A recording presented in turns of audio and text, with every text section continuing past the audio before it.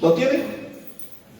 Vamos a leer. Dice: así que, hermanos míos, amados y deseados, gozo y corona mía, estad así firmes en el Señor, amados. Ruego a Evodia y a Síntique que sean de un mismo sentir en el Señor. Asimismo te ruego también a ti, compañero fiel, que ayudes a estas que combatieron juntamente conmigo en el Evangelio, con Clemente también y los demás colaboradores míos cuyos nombres están en el libro de la vida. Regocijaos en el Señor siempre. Otra vez digo, regocijaos. Vuestra gentileza sea conocida de todos los hombres. El Señor está cerca. Por nada estéis afanosos, sino sean conocidas vuestras peticiones delante de Dios en toda oración y ruego, con acción de gracias. Y la paz de Dios, que sobrepasa todo entendimiento, guardará vuestros corazones y vuestros pensamientos en Cristo Jesús. Amén. El mensaje de este mediodía se titula La Iglesia y su firmeza espiritual. Y mi propuesta para hoy es que la firmeza espiritual de cada creyente en Cristo Jesús, y obviamente dentro de su iglesia, descansa en la obra de nuestro Señor Jesucristo. Voy a repetir el corazón del mensaje. La firmeza espiritual de cada creyente en Cristo Jesús, y obviamente dentro de la iglesia, descansa en la obra de nuestro Señor Jesucristo. Miren, pareciera inconcebible e increíble, pero a lo largo de 2 milenios que ya tiene de historia y de vida la iglesia aquí en la tierra, ha sufrido muchos embates, muchas agresiones, algunas ocasionadas por el maligno, por el diablo. La Biblia dice que Satanás anda como león rugiente buscando alrededor a quién devorar.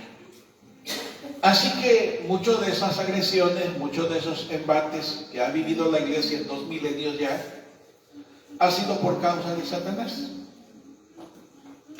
Porque anda buscando a quien devorar.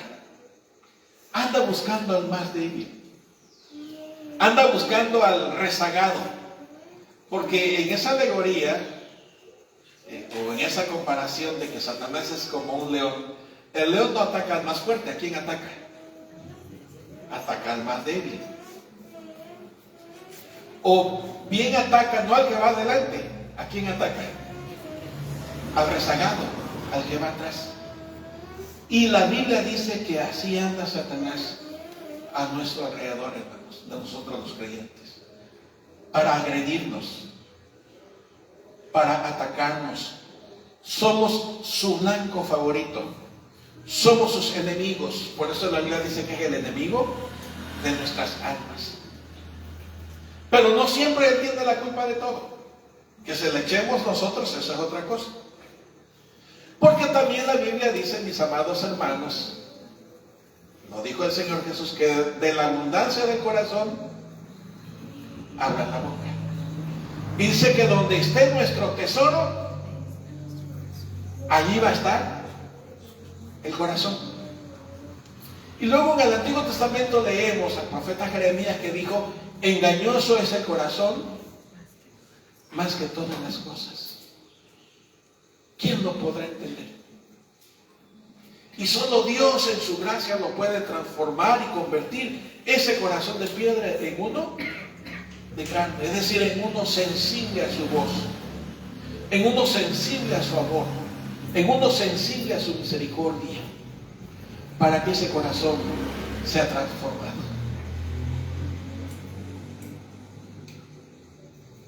Así que, amados hermanos, no siempre Satanás tiene la culpa de los problemas que hay en la iglesia. A veces los ocasionamos nosotros.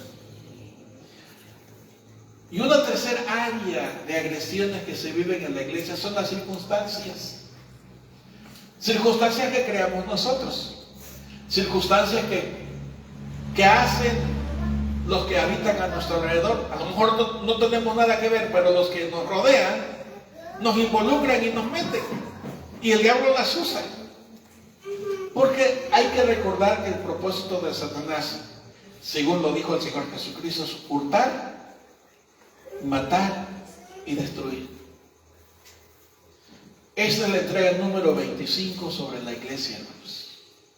Y tiene que ver con su firmeza espiritual.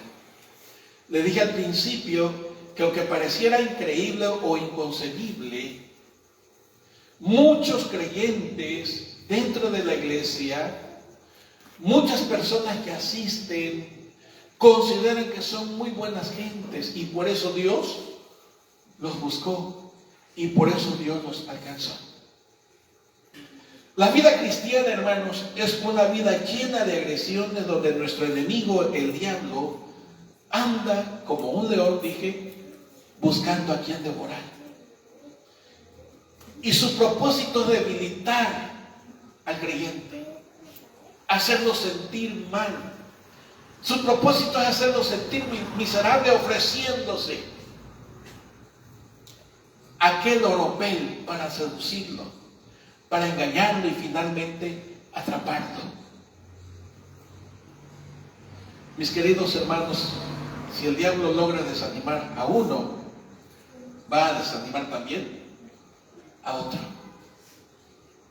Y cuando el diablo desanima a uno y a otro y a otro dentro de la iglesia, está debilitando en su fe a dicha congregación.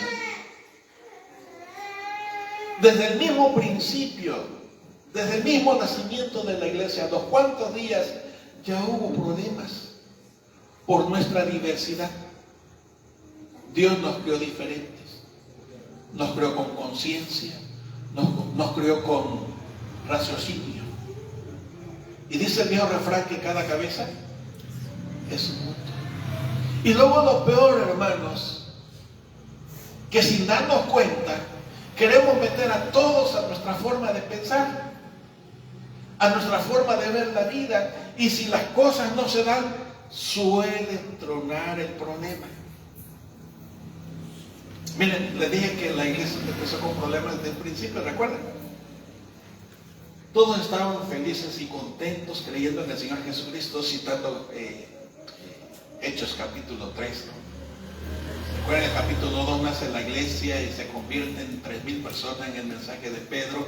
Luego en el capítulo 3 habla de que van a la oración, hacen milagros, Pedro y Juan, ¿se acuerdan que levantan a un paralítico?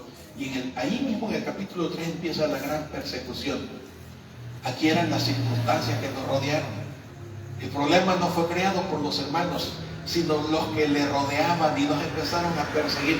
Pero luego en el capítulo 5, dentro de la iglesia surge un problema ocasionado por dos personas dentro de la iglesia. Me refiero a Ananías y a Zafira. ¿Cuál fue el problema que crearon? Que quisieron aparentar que eran muy generosos.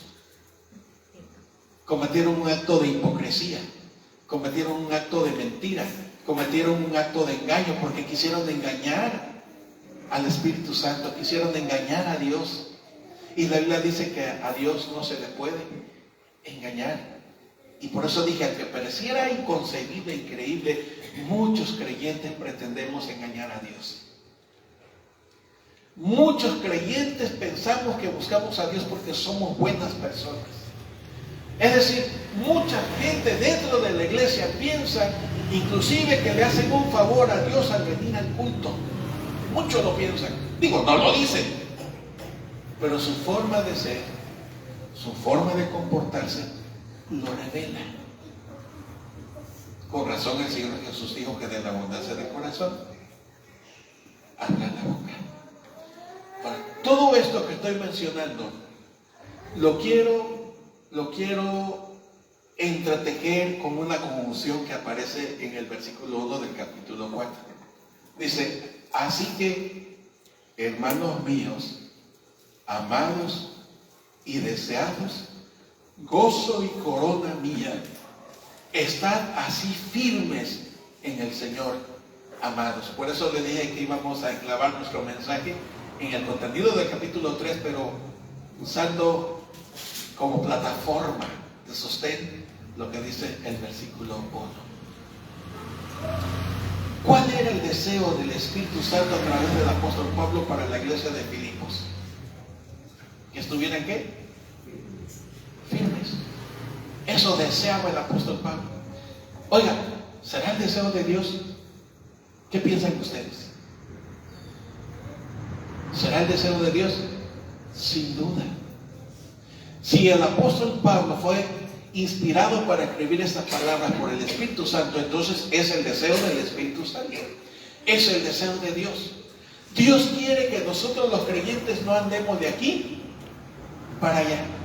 Y hoy literalmente, hermanos, en este milenio, especialmente en este milenio, desde finales del milenio pasado, es decir, antes de entrar a los años 2000, ya a finales de los 1960 en adelante, hubo una tremenda situación dentro de la iglesia a nivel mundial que causó divisiones. El tipo de música, el tipo de liturgia dentro de los templos. Por liturgia me refiero a órdenes de culto o a orden de culto. Unos empezaron a levantar sus manos, otros empezaron a gritar, otros empezaron a tirarse en el suelo, otros empezaron a brincar. Y todo eso generó una gran confusión. Y luego llega la música que propulsó este Marcos Witt. ¿Cuándo han oído del cantante Marcos Witt? Él en los años 70 empezó a impulsar la música contemporánea, se le dice, porque se dejó de cantar los cantos tradicionales de los himnarios de las denominaciones tradicionales, pentecosteses, metodistas, presbiterianos, bautistas, etc. Y empezaron a cantar y le empezaron a llamar el cántico nuevo. Cantos como lo que hemos cantado hoy, que ya no vienen en los himnarios bautistas, pero como pueden ver, algunas métricas musicales reflejan que son himnos. Pero hoy se le llama cántico espiritual. Yo no me voy a poner a pelear por eso, pero todo ese menjurje, si me permiten usar la expresión, dentro de la iglesia, ocasionó divisiones, ocasionó pleitos. Y muchos creyentes empezaron a andar corriendo a una congregación por allá, porque el pastor dijo, aquí está el fuego del Espíritu Santo. Y por allá se levantó otro pastor y decía, aquí está el fuego del Espíritu Santo. Y empezaron una corredera de creyentes para aquí y para allá. ¿De veras eso era fervor? ¿De veras eso era búsqueda de Dios? Y luego se empezaron a reproducir iglesias, congregaciones por todos lados. Porque algunos congregantes ya discordaron con su pastor y ellos empezaron su propia congregación. Y así empezaron a diseminarse las congregaciones. Por un lado, qué bueno, el evangelio fue predicado, pero por el otro lado, qué malo. Porque la iglesia, en lugar de mantenerse firme, empezó a debilitarse. Y por eso hoy día permean un montón de enseñanzas que parecen atractivas, pasan en las redes sociales y parecen bonitas, pero si ustedes las analizan a la luz de la Biblia, van a encontrar muchos problemas doctrinales. La iglesia, al perder su debilidad, o mejor dicho, al volverse débil en su relación con Dios, se volvió débil en su creencia. Cuando hablo de fe, me hablo a esa comunión personal con Dios, fe con Dios, pero cuando hablo de creencia me refiero a lo que cree, al sustento, a sus doctrinas, pues a las enseñanzas que practican. Y sin darse cuenta, muchas congregaciones se han alejado de lo que es el evangelio de nuestro Señor Jesucristo. Otrora pastores formales, ortodoxos, se volvieron de pronto abrazados por estos movimientos actuales y ya los escucha usted hablando en lenguas que no son las lenguas bíblicas, pero hablan en lenguas. Bueno, yo no estoy juzgando ni criticando, Todo esto no es más que el resultado de lo débil de la fe en la iglesia de hoy, donde somos llevados por cualquier predicador que se denomina apóstol, o que se denomina profeta, o que se denomina profetiza. Las profetas se anuncian en las redes sociales. Insisto, yo no soy misógino. No soy misógino. Ustedes que me conocen saben muy bien que se le da su lugar a la mujer dentro de la iglesia, porque Dios la pone en el mismo nivel. A los ojos de Dios, dice la Biblia, no hay ni hombre ni mujer. Todos somos iguales, con diferentes roles, con diferentes funciones, pero ante los ojos de Dios todos somos iguales. Nadie es más, nadie es menos. El hombre y la mujer costaron la misma sangre de Jesús, y Jesús derramó hasta la última gota de su sangre por uno y por otro. Por eso nadie es más y nadie es menos. Y por eso Dios nos mira a todos como coherederos del reino de nuestro Señor Jesucristo. La Biblia, en estos mensajes que les voy a dar a partir de hoy, nos da consejos prácticos o principios muy básicos, muy fundamentales para que nuestra fe permanezca firme. El primero de ellos, de estos principios que vamos a estar mencionando en esta serie, que ya dije que van a ser 13, y en lo que hoy quiero recalcar, primer principio, que no es negociable, no es negociable, y todo lo describe Filipenses capítulo 3, cuando el apóstol Pablo menciona sus credenciales personales y menciona su vivencia. Y dentro del mundo cristiano sabemos que uno de los grandes creyentes, uno de los grandes pastores, uno de los grandes evangelistas fue precisamente el apóstol Pablo. Y por eso le dije que vamos a ver esta conjunción que aparece en el versículo 1. Así que. Esta conjunción es para hilar lo que se ha dicho antes con lo que se va a decir ahora. Entonces, ¿qué es lo que se ha dicho antes? Lo del capítulo 3. Aquí el apóstol Pablo, cuando usa esta conjunción, dice, así que, habiendo sido salvo por la obra de Cristo Jesús,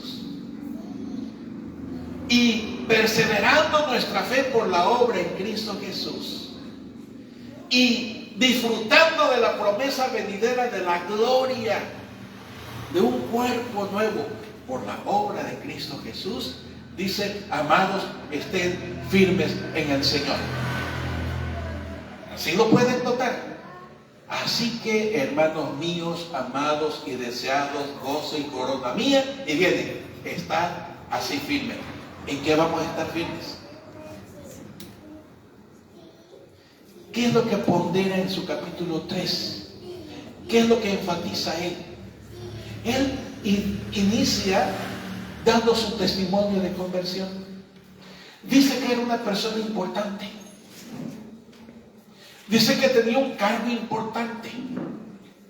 Dice que tenía un linaje importante. Dice que tenía una profesión importante. Dice que tenía cartas de recomendación importantes. Y eran muy valiosos ante los ojos de la sociedad, hermanos. Tener un statu quo, es decir, tener una postura. Hasta cómo se dice el refrán, vale tanto cuanto tienes. Es decir, si tienes, vales. Y si no tienes, no vale nada. Así reza la conclusión de la sociedad que nos rodea. Pero Pablo lo tenía todo eso. Tenía academia. Pablo fue educado en la mejor universidad de su época. Según el libro de Hechos dice que fue educado a los pies de un hombre llamado Gamaliel, que era un experto en las escrituras antiguo testamentarias. Era un experto en filosofía.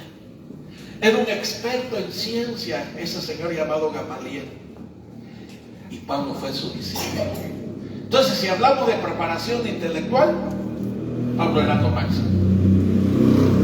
Si hablamos de postura ciudadana, él era ciudadano romano. El ser ciudadano romano ya era un plus en aquella época. Y no sé cuántos de ustedes han leído que cuando por ella lo golpean y ya lo despiden, y dice: espérense, apelo al César porque yo soy ciudadano romano. Y los golpeadores estaban que se morían de miedo.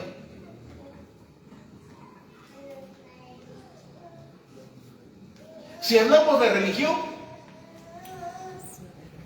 Pablo era experto en religión. Si hablamos de linaje, Pablo descendía del linaje especial de la tribu de Benjamín, dice hebreo de hebreos. Si hablamos de dedicación en cuanto a su credo, dice celoso. Tan celoso era que yo fui perseguidor de este camino. Tan celoso y tan importante me sentía en mi religión que yo fui el primero en levantar la mano en contra de estos cristianos. Y todo eso que parecía ganancia, todo eso que parecía importante, todo eso que parecía envidiable, yo lo he estimado ahora como pérdida. Y en el transcurso del culto usé los términos, ¿se acuerdan? No sirve. Y déjenme que se lo leo concretamente en versículo 7 del capítulo 3. Pero cuantas cosas eran para mí, ¿qué dice? Ganancia, las he estimado como pérdida. ¿Por qué? Por amor de Cristo. Y ciertamente dice: aún estimo todas las cosas como pérdida por la excelencia del conocimiento de Cristo Jesús, mi Señor, por amor del cual lo he perdido todo y lo tengo por, lo que les dije hace un rato, lo tengo por basura para ganar a Cristo y ser hallado en Cristo, no teniendo mi propia justicia que era por la ley, porque era muy cumplidor, sino la justicia que es por la fe de Cristo, la justicia que es de Dios por la fe. Y esa justicia a fin de conocerlo, y a fin de conocer el poder de su resurrección, y a fin de conocer la participación de sus padecimientos, llegando a ser semejantes a él en su muerte. En otras palabras, hermanos, nuestra fe, para que permanezca firme, tiene que estar puesta en Cristo Jesús, no en nuestros talentos, no en los dones, no en el servicio que podamos dar aquí en la iglesia o a la sociedad, no en nuestros diplomas o títulos educativos, no en nuestra experiencia. Cuando el creyente empieza a confiar en sí mismo y empieza a ver su propio corazón, deja de ver el rostro de Dios, hermanos. ¿Se acuerdan que aconseja el apóstol Pablo a los hermanos de Colosas, capítulo 3? Poned los ojos en las cosas de arriba y no en las de la tierra. Poned los ojos en Cristo. Y luego el escritor del libro a los hebreos, que muchos creemos que es el apóstol Pablo, dice que hay que poner los ojos, Hebreos capítulo 12, versículo 2, poner los ojos en Jesús, que es el autor y consumador de la fe. Les dije hace un ratito, pareciera inconcebible, increíble que mucha gente dentro de la iglesia de pronto empiezan a poner sus ojos en el pastor fulano, en la pastora sutana, en el profeta mengano, en la profetisa perengana, y de pronto empiezan a poner sus ojos quizás en alguno de los del ministerio, en otras congregaciones diríamos uno de los diáconos, y empiezan a poner sus ojos en el hermano fulano de tal y la hermana fulana de tal, y lo ponemos como nuestro ejemplo, cuando nuestro ejemplo es el Señor Jesús. Cuando el blanco de nuestra mirada tiene que estar puesta en el Hijo de Dios, el Rey de Reyes y Señor de Señores. Cuando algún creyente, hermanos, deja de mirar a Cristo, ya se quedó atrás. Y ya se quedó como blanco del ataque de Satanás. Y si lo tumba, lo más probable es que va a empezar a tumbar a muchos más dentro de la iglesia. Porque dejamos de mirar a Jesús para ver a los demás. Le cuento una historia que menciona la Biblia, lo contó el Señor Jesús. Había un hombre tan rico, pero tan rico, tan rico. Y cosechaba tanto y tanto cosechaba. Y dijo, ya no sé más qué hacer. Ya sé lo que voy a hacer. Voy a derribar mis graneros, o sea, mis bodegas, las voy a hacer más grandes. Y vamos a cosechar y vamos a guardar en mis bodegas. Y una vez que estén llenas voy a decir, alma, ¿se acuerdan qué dijo? Bebe, reposa, goza, muchos bienes para ti tienes guardados para muchos días. ¿Y saben qué dijo el Señor?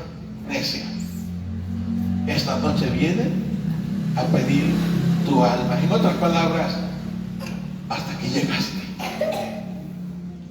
¿Cuánta gente se preocupa trabajar y trabajar y trabajar y no les importa venir al culto porque tienen que trabajar, porque hay que ganar dinero? Y hermano, usted pastor no entiende, yo tengo que trabajar. Se va a morir igual. Se va a morir igual. El pastor es que se va a morir igual. Todos vamos a morir. Y yo no estoy diciendo que por ver al Señor Jesús no nos vamos a morir. Lo que yo estoy diciendo es que si ponemos nuestros ojos en Jesús y descansamos en el Señor Jesucristo, mis queridos y amados hermanos, nuestra fe va a estar firme. Y vamos a tener los elementos necesarios para rechazar al maligno, para someternos a Dios. Porque cuando la fe está firme en el Señor Jesucristo, nos humillamos delante de la presencia de Dios. Pero cuando nuestro yo nos domina, cuando nuestro pensamiento personal llena nuestra conciencia, nuestra razón, mis amados hermanos, y llegamos al punto de decir, ¿y qué me tiene que decir el pastor a mí? A mí me importa un bledo lo que diga el pastor y me acomodo en la silla y me duermo. En ese momento, usted como creyente se está convirtiendo en el blanco de Satanás, que como león lo está rodeando. Y anda lamiéndose los bigotes porque le va a poner, de pronto hay una trampa para que se lo traigan redondito. Y cuando eso suceda, va a empezar a cazar a otro de la iglesia. Porque luego, hermanos, solemos decir, ay, si el hermano lo hace, yo por qué no. Ay, si el hermano, yo por qué no. Si el pastor, yo por qué no. ¿Sí o no? Y luego, no solamente se ha dejado de ver al Señor Jesús como su Salvador personal, como su única inspiración, como su único amor, cantamos, ¿no? Eso, mi único amor. Como su único deleite, porque así cantamos, ¿no? Mi deleite, ¿qué? Mi deleite está en ti. Pero mi hermano, yo de pronto cuando veo que no le interesa el culto, que le pone peros aquí y allá, yo me pregunto, ¿de veras tiene deleite en el Señor? Y peor, ¿para qué vas a ir a la iglesia? ¿Estás metida? ¿Para qué vas a la iglesia? Él le dice a ella o ella le dice a él, ¿para qué vas a la iglesia? Ahí me tienes toda descuidada. Espérate, acabas de cantar que tu deleite es el Señor y así se lo demuestras. Espérate, yo no estoy aquí ni juzgando, ni señalando, ni cuestionando, ni ustedes que me están escuchando. Estoy trayendo un punto de reflexión en este momento. ¿Cuánto ama a Dios usted? Porque si usted no ama a Dios, ¿cómo puede cantar que es su deleite? Si usted no, para usted no es importante rendirle culto al Señor, no es su deleite. Porque sus ojos están puestos ya en otro rumbo. Cuando ponemos nuestros ojos en las cosas de aquí de la tierra, somos el blanco de Satanás. Y estamos a punto de arruinar la vida de la iglesia. Yo quiero que noten el mucho amor pastoral de Pablo. Le dice hermanos míos. También les dice amados. Y les dice deseados. Y le dice gozo. Y le dice corona mía. Les habla con ternura, pero con mucha autoridad. ¿Qué es lo que le llaman? ¿Qué es lo que con tanta autoridad le llaman los hermanos?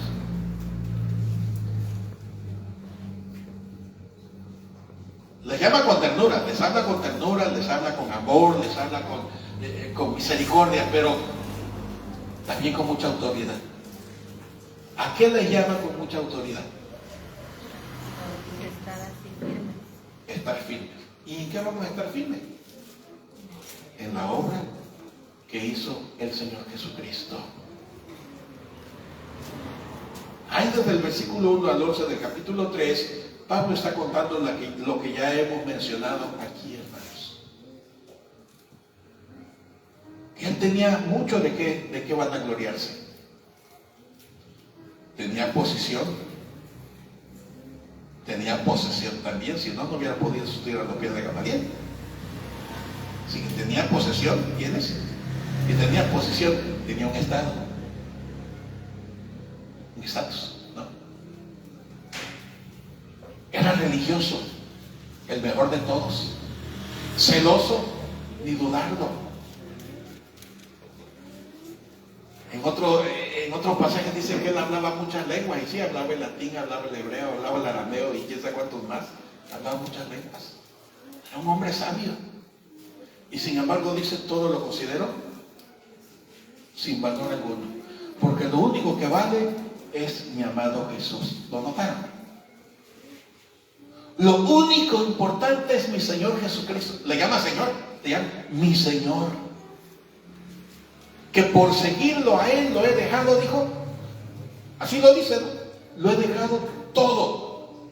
Y dice, al dejarlo todo he ganado su amor. Cuando dice he ganado, aquí la traducción falló un poquito, porque no se trata de que me lo gané con mi esfuerzo.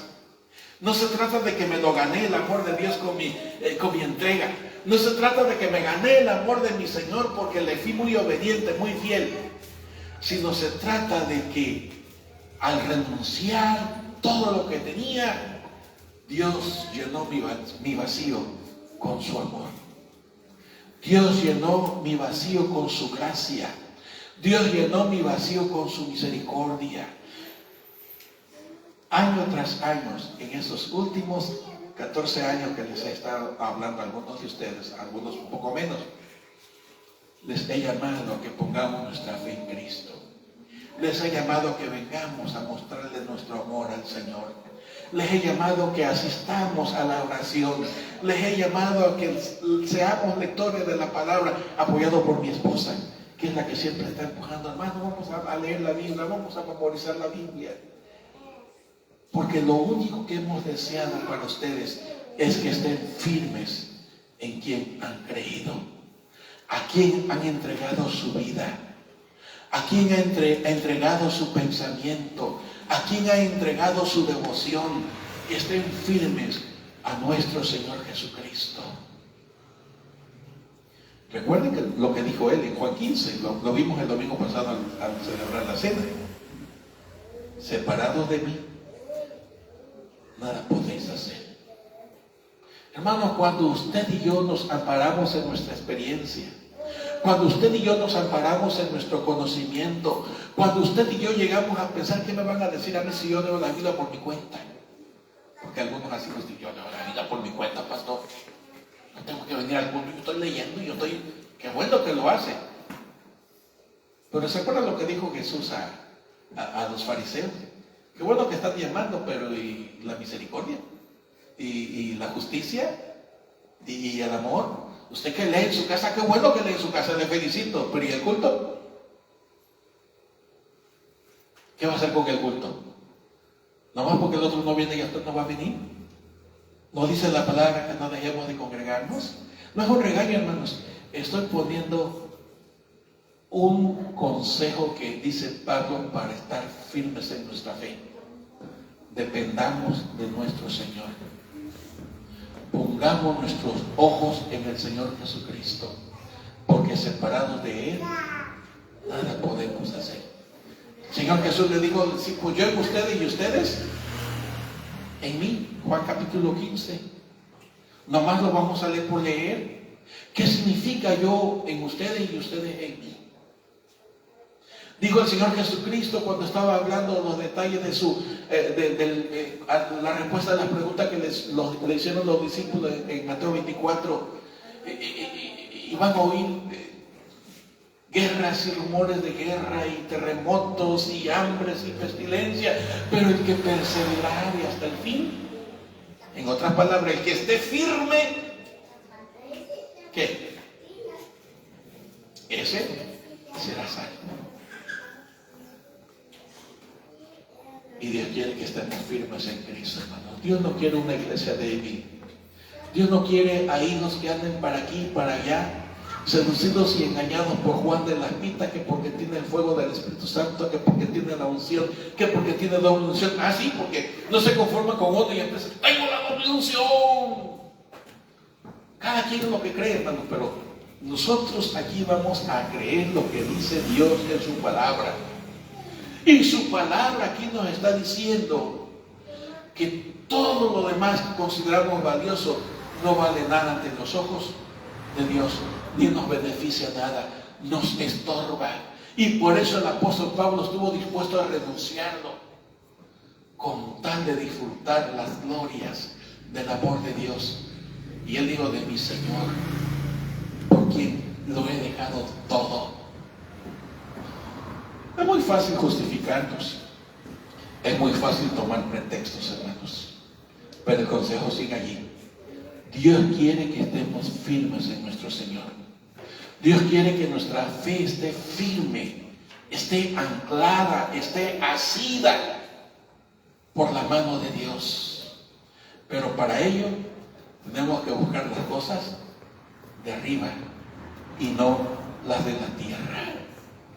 En la próxima semana vamos a ver cómo el Señor hace perseverar esa firmeza para que no seamos reprobados, para que no seamos hechos a un lado en su venida. ¿Y cómo? Veremos el próximo consejo la próxima semana. Y eso tiene que ver con lo que le voy a decir. Porque si le revelo, ¿verdad? Ya no ve. No, yo quiero lo mejor para ustedes. Dios quiere lo mejor para ustedes. Nuestro Señor quiere lo mejor para ustedes. Cuando yo me puse en primer lugar porque soy el más importante, no, quise decir como pastor, quiero lo mejor para ustedes, mis amados hermanos. Estoy seguro que mi esposa quiere lo mejor para ustedes. Y lo mejor viene de la buena mano de Dios, del Padre de las luces. Recuerden, el que deja de mirar al Señor Jesucristo por poner sus ojos en las cosas de aquí de la tierra, se está convirtiendo inmediatamente en el blanco de Satanás, en el blanco de las circunstancias ajenas y en el blanco de muchas circunstancias, de muchos quebrantos y de muchos pecados. La paga del pecado es muerte, dice la Biblia. La paga del pecado es dolor. Dejar de ver al Señor va a traer dolor y va a traer angustia. Dice Pablo: yo sirvo a aquel en quien he creído y sé que es poderoso para guardarme en aquel día. La fe de Pablo era una fe firme. Por eso pudo desafiar persecuciones.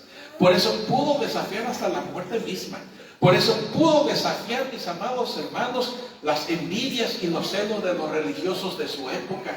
Y por eso Dios le puso adelante como el gran misionero suyo en el mundo de aquel entonces conocido. Mis hermanos, hay que poner los ojos en Jesús, que es el autor y consumador de nuestra fe. Amén.